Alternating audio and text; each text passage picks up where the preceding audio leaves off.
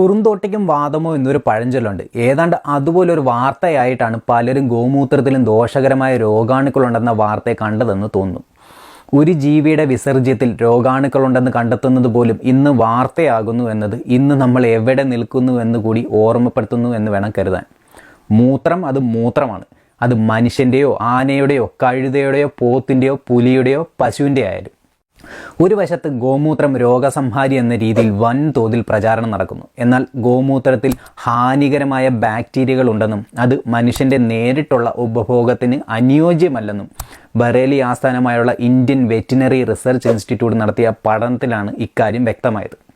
ഭോജ്രാജ് സിംഗും രാജ്യത്തെ പ്രമുഖ മൃഗഗവേഷണ സ്ഥാപനത്തിലെ 3 PhD വിദ്യാർത്ഥികളും ആരോഗ്യമുള്ള പശുക്കളുടെ മൂത്ര സാമ്പിളുകളിൽ പഠനം നടത്തി. സാമ്പിളുകളിൽ കുറഞ്ഞത് 14 ദോഷകരമായ ബാക്ടീരിയകൾ അടങ്ങിയിട്ടുണ്ടെന്ന് അവർ കണ്ടെത്തുകയും ചെയ്തു. അതിൻ്റെ വിശദ വിവരങ്ങൾ ടൈംസ് ഓഫ് ഇന്ത്യയിൽ വിശദീകരിച്ചിട്ടുണ്ട്. എന്താണ് മൂത്രം?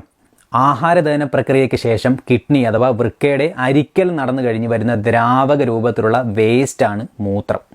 വെള്ളത്തിൽ ലയിക്കുന്ന പലതരം കെമിക്കലുകളെ ശരീരം പുറന്തള്ളുന്നത് മൂത്രത്തിൽ കൂടിയാണ്. മൂത്രത്തിൽ 90 മുതൽ 96% വരെ വെള്ളമാണ്. കൂടാതെ പലതരത്തിലുള്ള രാസപദാർത്ഥങ്ങളും മൂത്രത്തിലുണ്ടെങ്കിലും നൈട്രോജനസ് അഥവാ നൈട്രജൻ അടങ്ങിയ വേസ്റ്റായ യൂറിയ, യൂറിക് ആസിഡ്, ക്രിയാറ്റിൻ തുടങ്ങിയവയാണ് മിക്കവാറും എല്ലാ സസ്തനികളുടെയും മൂത്രത്തിൽ അടങ്ങിയിരിക്കുന്നത്.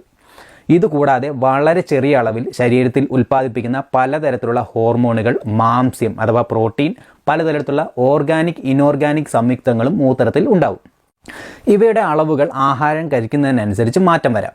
1 ലിറ്റർ മനുഷ്യമൂത്രത്തിലെ മൂലകങ്ങളുടെ അളവ് എന്ന് പറയുന്നത് carbon 6.8, nitrogen 8.12, oxygen 8.2, hydrogen 1.5 gram എന്നിങ്ങനെയാണ്. ഗോമൂത്രത്തിന് ക്യാൻസർ പ്രതിരോധിക്കാനുള്ള കഴിവുണ്ടോ എന്ന് തള്ളിമറിക്കുന്നവരോട് പറയാനുള്ളത്, അമേരിക്കയിലെ ക്യാൻസർ ഗവേഷണത്തിന് പ്രശസ്തമായ മയോ ക്ലിനിക്കിലെ ഡോക്ടർ റൊണാൾഡ് ഹെൽസ്ബർഗ് പറയുന്നത് എന്തെന്ന് വെച്ചാൽ, ഗോമൂത്രം എന്നല്ല ഒരു തരം മൂത്രവും ഇതുവരെ ക്യാൻസർ ചികിത്സയ്ക്ക് ഫലപ്രദമായി കണ്ടെത്തിയിട്ടില്ല എന്ന് തന്നെയാണ്. ഗോമൂത്രം കുടിക്കുന്നവരോട് ഇനി പറയാനുള്ളത് ഒരിക്കലും അത് ചെയ്യരുത് എന്നാണ്. കാരണം പഠനങ്ങൾ കാണിക്കുന്നതും അതങ്ങനെ ചെയ്യരുത് തന്നെയാണ്. കുടിക്കുക മാത്രമല്ല, മറ്റു വസ്തുക്കളിൽ കലർത്തി കഴിക്കുകയും ചെയ്യരുത്. കാരണം ഗോമൂത്രം വഴി പല മാരക രോഗങ്ങളും പകരാമെന്നാണ് ഈ രംഗത്തെ വിദഗ്ധർ തന്നെ പറയുന്നത്. ഓസ്ട്രേലിയയിലെ സിഡ്നി യൂണിവേഴ്സിറ്റിയിലെ അസോസിയേറ്റ് പ്രൊഫസറായ ഡോക്ടർ നവനീത് ധന്ത് പറയുന്നത്, രോഗം ബാധിച്ച പശുക്കളുടെ അസംസ്കൃത മൂത്രത്തിലൂടെ ആളുകളിലേക്ക് പകരാൻ സാധ്യതയുള്ള 3 രോഗങ്ങൾ ഇന്ത്യയിൽ വളരെ വ്യാപകമാണ്.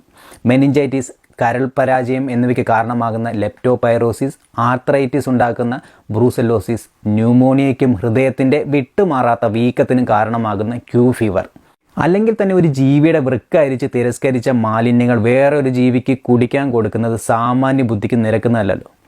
ഗോമൂത്രത്തിൻ്റെ ഗുണങ്ങളെ പറ്റിയുള്ള പല റിപ്പോർട്ടുകളും വേണ്ട രീതിയിലുള്ള ക്ലിനിക്കൽ ട്രയലുകൾ നടത്താതെയുള്ളതും അപകടകരമാം വിധം വഴിതെറ്റിക്കുന്നതുമാണ്. ആയതിനാൽ തൽക്കാലം ഗോമൂത്രം അടുക്കളത്തോട്ടത്തിലെ ചെടികൾക്ക് നിയന്ത്രിതമായ തോതിൽ വളമായി മാത്രം ഉപയോഗിക്കാം.